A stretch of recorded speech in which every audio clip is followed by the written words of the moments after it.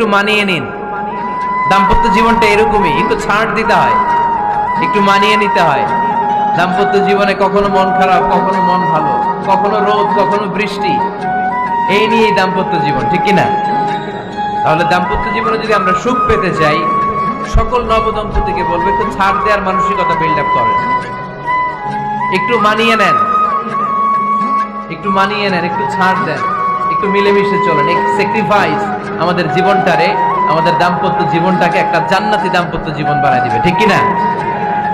একটা দাম্পত্য জীবন কলহমুক্ত করতে চাইলে, সুখময় করতে চাইলে সর্বপ্রথম স্যাক্রিফাইস। এই স্যাক্রিফাইস ছাড়া দাম্পত্য জীবন টিকবে? দুইজনে যদি ঝগড়া করে, দুইজনে যদি রেগে যায়, ঝামেলা আছে না নাই? স্বামী রেগে গেলে স্ত্রীকে থেমে যেতে হয়, আবার স্ত্রী রেগে গেলে স্বামীকে থেমে যেতে হয়। স্বামীও যদি রেগে যায়, স্ত্রীও যদি রেগে যায়, তাহলে তৃতীয় বিশ্বযুদ্ধ বেঁধে যাবে, ঠিক কিনা? এই জন্য রেগে গেলেন তো হেরে গেলেন, রাগা যাবে না। স্বামী যদি রেগে যায়, স্ত্রী থেমে যেতে হবে। স্ত্রী যদি রেগে যায়, স্বামী থেমে যেতে হবে। এটাই দাম্পত্য জীবনের সুখ আর সমৃদ্ধির মূল ফর্মুলা। স্যাক্রিফাইস করতে হবে। এর কারণ, আপনি যদি দোষ খুঁজতে শুরু করেন, দোষ ছাড়া পৃথিবীতে মানুষ নাই, ঠিক কিনা?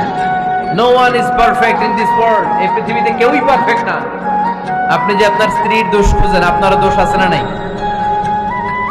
আবার ভাবি যদি আপনার খালি দোষ খুঁজে, ভাবিরও দোষ আছে না নাই? না, এজন্য দোষ খুঁজবেন না, স্যাক্রিফাইস করেন।